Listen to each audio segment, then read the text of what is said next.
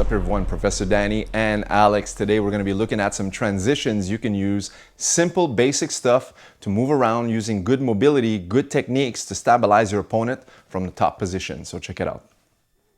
So first off, I have what we call the 100 kilos. All right, so it's a modified side control position. So here I have one hand behind the collar as such, and I have this arm here on the near side, all right, controlling that hip. It's always monitoring that hip, palm to the ground as tight, using my wrist bone against his hip bone. That way there I can monitor exactly what he's trying to do. So he might try to bridge, he might try to shrimp away, or even pass his leg to recover that guard. So that arm is that gauge, right? So this is the 100 kilos. Sometimes I even use a grip here on the near side of his pants, just as such. And now I can control from here and use a lot of pressure either on both knees, or sometimes I'll even sprawl one of my legs to add a little bit more pressure onto his chest. Okay, now from here, I want to be able to switch my position. So what's going to happen is I'm going to pass my arm over the neck. All right, that way there I hide what I'm doing.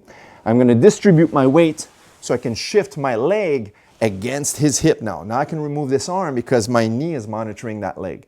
And now it's important from here that your opposite foot is always posted onto the mat as such. Never leave this one lazy and sloppy just to lie down as such, because what's going to happen now, your opponent's live here, right? When you're going live in a match or in a sparring session, this opponent is going to try to bridge you off of them. And if you don't have that base behind you, you're going to fall right up from the top position back to you're going to be underneath side control. So that leg, super important, guys, right here, post it out, right?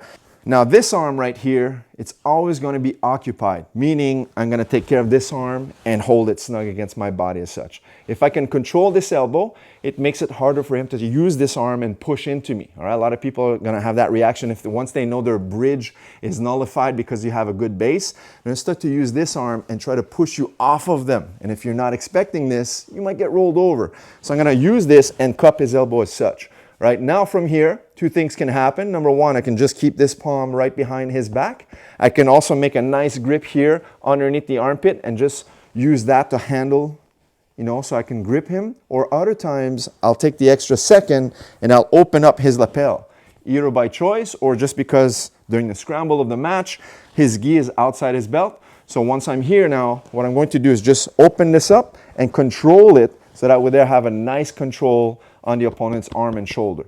Now I'm going to use that leg that I talked about, which we posted, and just hop over his leg. See how I use my heel to hook onto his lap? And now this is going to drive my knee to the ground. Once this touches, I'll post my arm here, let go of this grip underneath me, and now I'll just circle around so I can have that mount position. Next up, I'm going to use the same grip as the initial position, but now I'm going to switch my position into what we refer to as the knee on belly. So as I pop my arms up, slow motion, this is going to stretch out. See how I extend both arms? Simultaneously, this knee is going to introduce itself right onto his stomach.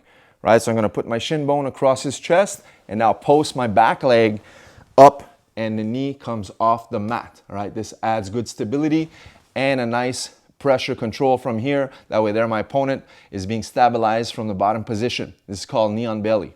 So once again, once we have this side control position, I'm just going to pop up. One, this is going to drive onto his stomach, and then my back leg posts out. It's very important not to drop your knee here, because number one, you won't get your points in Jiu-Jitsu, but furthermore is you don't have any control from here. Now I have no balance. If he bridges into me, I'll lose position by posting my leg out. Now, not only will you receive your points in Jiu-Jitsu, but also you create a lot of pressure and you'll be able to stabilize your opponent from the top. Also from here, once we switched into the knee on belly position, I'll post my hands to the mat. Both hands come on the mat. That way they can stabilize on the ground. Bring your knee to your foot. Watch this. One, and then drive and windshield wiper over, so that way there you have the mount position. Once again, just like in the initial position, always going from side control to mount, but this time you make a pit stop into your knee on belly, rack up some points. So this is 6 points because you get 2 for the knee on stomach and then 4 for stabilizing the mount position. And from here you can start attacking your submissions. Now from here, what can occur is the opponent might try to escape by rolling over to their chest, all right? So look, as I start to turn here, Alex wants to be aware that this is what I'm trying to do to escape. He's gonna give me just enough space to make me pretend that that's the escape to do, but now look, he shuts the door down by squeezing in. This is called a back mount. A lot of people are not aware that you can rack up another 4 points just by doing so. All right, what happens next is not only there's submissions, but if I try to raise out of here, I'm gonna come up to my knees. Watch, he's gonna follow the hips. And look at this. From here, I want you guys to notice 2 hooks. Okay, so go back, Alex, right from here. 2 hooks into position. Now you're gonna choose a side for the seatbelt position. He overhooks on one side, underhooks on the opposite side. And look, let me turn to this direction. What happens now is he wants to collapse my base. So he's gonna put a lot of pressure on this lead shoulder, collapses that base, and now he has the back control, which is another 4 points. A lot of times when you have the mount position, the opponent's gonna turn only to their side. So as he turns to his side, I wanna do the same thing. Raise my knee and now shut the door from here. Grab that seatbelt position once again, and look, as I roll him over, this time the bottom hook comes out and catch the back control position.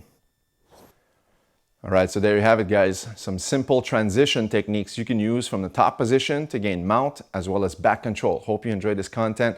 Leave us a thumbs up and subscribe to this channel for more content just like this one. We will see you in the next video. Take care.